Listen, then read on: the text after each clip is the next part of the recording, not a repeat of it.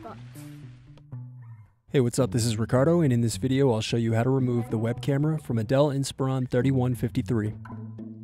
If you're looking for parts for this laptop, go to our website and use this coupon for a 5% off discount.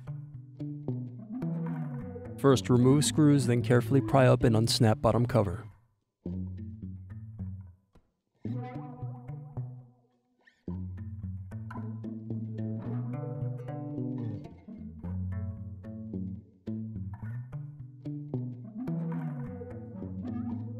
Then remove screws, then unplug and loosen hard drive cable.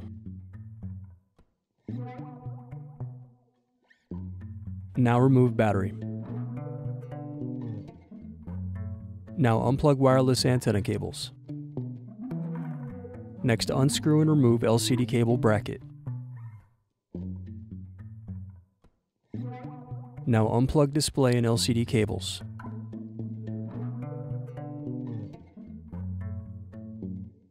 Then unscrew left and right hinges. Remove LCD display assembly. Use fingers to pry apart and separate back cover from screen.